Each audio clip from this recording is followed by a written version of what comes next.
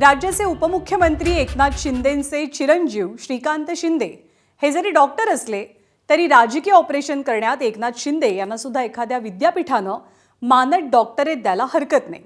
कारण त्यांनी एक नाही तर 2 वेळेला ऑपरेशन टायगर यशस्वी करून दाखवलंय आणि आता तिसऱ्या ऑपरेशनची जोरदार तयारी सुरू केल्याचं देखील सूत्रांकडनं कळतंय। मात्र हे तिसरं ऑपरेशन पहिल्या 2 ऑपरेशनपेक्षा थोडंसं वेगळं असेल, कारण यावेळेला फोडाफोडीसाठी एक नव्हे तर 2 राजकीय पक्षांची निवड करण्यात आल्याची चर्चा आहे। पाहूया या संदर्भातला आमचे प्रतिनिधी उमेश अलोणे यांचा हा स्पेशल रिपोर्ट।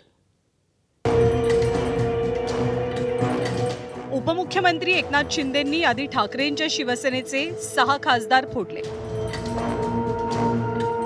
मग आदित्य ठाकरेंच्या वरळी मतदारसंघातील सचिन अहिर यांना विधान परिषदेच्या उपसभापतीपदी विराजमान केलं। 2दा ऑपरेशन टायगर यशस्वी झाल्यामुळे एकनाथ शिंदेंचा कॉन्फिडन्स चांगलाच वाढलाय। पक्षातल्या खासदारांचा आकडा वाढलेला असला तरी त्यांचं अजून पूर्णपणे समाधान झालेलं दिसत नाहीये। कदाचित म्हणूनच ऑपरेशन टायगर 3 साठी आत्तापासूनच जाळं टाकायला सुरुवात झाली आहे। ठाकरेंच्या शिवसेनेकडे विधानसभेत 20 तर विधान परिषदेत 5 आमदार आहेत। त्यापैकी 10 आमदारांचं मन वळवण्यात यश आल्याचा दावा शिंदेंच्या शिवसेनेतल्या सूत्रांकडनं केला जातोय। पक्षांतरबंदी कायद्याच्या कचाट्यातनं वाचण्यासाठी आणखी 4 जणांना गळाला लावावं लागेल आणि त्यासाठी पावसाळी अधिवेशनाचा पुरेपूर वापर करण्यात आल्याची माहिती आहे।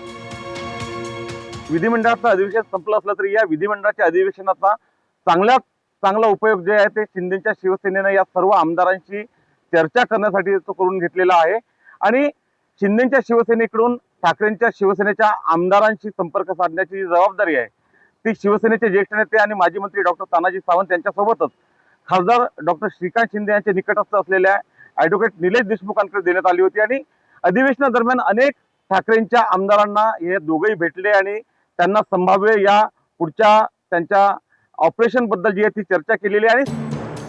आमचा एकही आमदार आणि खासदार फुटणार नाही असं स्वतः शरद पवार आणि सुप्रिया सुळेंनी सांगितलंय। मात्र ठाकरेंच्या शिवसेनेला खिंडार पाडल्यानंतर आता शिंदेच्या शिवसेनेनं शरद पवारांच्या राष्ट्रवादीकडे मोर्चा वळवल्याचं कळतंय।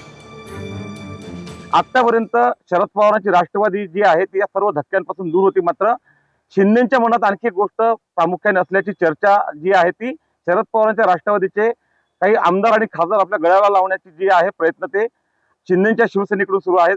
तसं पाहिलं तर 8 खासदार जे आहेत ते लोकसभेत शरद पवारांच्या राष्ट्रवादीचे आणि 10 आमदार जे आहे विधानसभेत आहे। ह्या आमदार आणि खासदारांवर लक्ष ठेवत यातील जास्तीत जास्त आमदार आणि खासदार आपल्याकडे खेचण्याचे जे प्रयत्न आहे ते शिंदेच्या शिवसेनेकडून सुरू आहे।